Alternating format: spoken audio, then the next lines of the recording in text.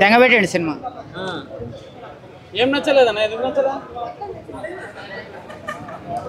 ఏదో చేద్దాం అనుకోండి తాండేల్ టైప్లో, కానీ సక్సెస్ కాలే. వైష్ణవి కోసం వచ్చిన. I love you Vaishnavi. Story అంటే ఇక వైష్ణవి కోసం చూడాల్సింది ఒకళ్ళు చూస్తే మాత్రం. నీ సినిమా వాడిని కాబట్టి నెగిటివ్గా చెప్పడం కుదరదు, సారీ ఏమనుకోవద్దు.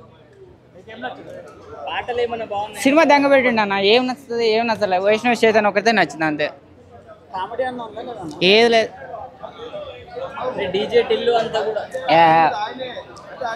నక్కకు నాగలో అది కూడా డీజే టిల్ కూడా సిద్ధుదే, ఇది కూడా సిద్ధుదే.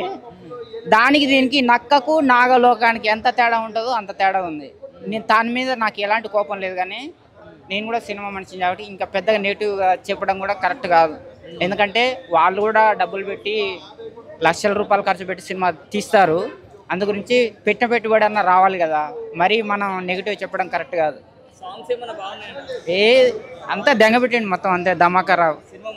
పోయేటప్పుడు ఎవరైనా పోతే జెండు బాంబు తీసుకొని పోండి, అప్పుడప్పుడు రిలాక్స్ కోసం నా వైష్ణవ చైతన్యని కవర్ చేస్తాను.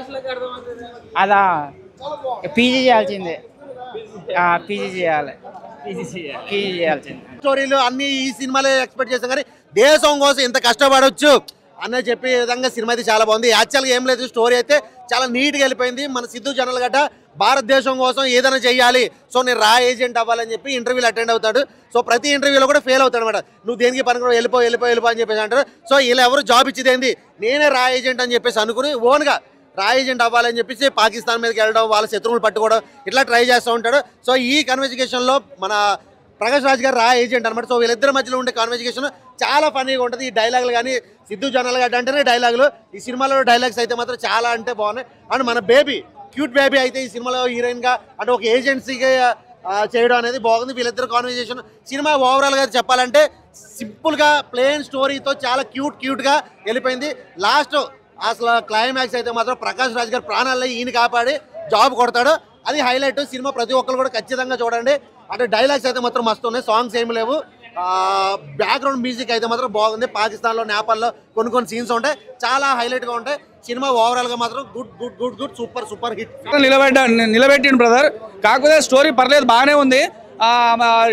పాటలు డాన్సులు అయితే డాన్స్ మాత్రం జొన్నలగడ్డ సిద్ధు గారు అతి కష్టంగా చేయాలనిపించింది ఆయన చేసిండు. ఫస్ట్ పాట స్టార్టింగ్లే ఫస్ట్ హాఫ్ మాత్రం దొబ్బింది.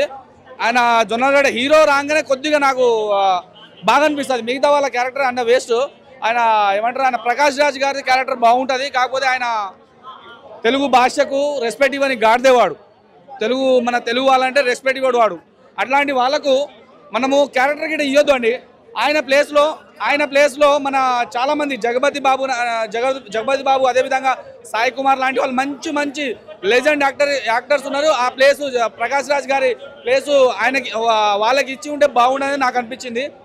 ఓవరాల్గా ప్రకాష్ రాజ్ గారి క్యారెక్టర్ బాగుంది, అదేవిధంగా జొన్నలగడ్డ సిద్ధు గారి క్యారెక్టర్ బాగుంది. కాకపోతే ఇలాంటి స్టోరీలు తెలుగు ఇండస్ట్రీలో రావాలి, మెసేజ్ బాగుంది సినిమా. కాకపోతే ఆ తీసే విధానం బాగా తీయలేదు, డైరెక్టర్ గారు బాగా తీయలేదని నాకు అనిపించింది. టోటల్గా 2.5. అది కూడా ఈ సినిమా ఎందుకు చూడాలంటే జొన్నలగడ్డ సిద్ధు హీరో కోసం చూడాలి. ఆయన రాగానే మస్తు గూప్సం వస్తాయి, బాగా అనిపిస్తుంది. మ్యూజిక్ దొబ్బింది, బాగా రాలేదు. నెక్స్ట్ టైం అయినా జొన్నలగడ్డ సిద్ధు మంచి స్టోరీ ఎన్నుకొని మంచి సినిమా నీ స్టైల్లో తీసుకోమని నేను సజెషన్ ఇస్తున్నా. ఇక ఇలాంటి కొత్త ప్రయోగాలు చేయకు, ఎందుకంటే సూట్ కాలే.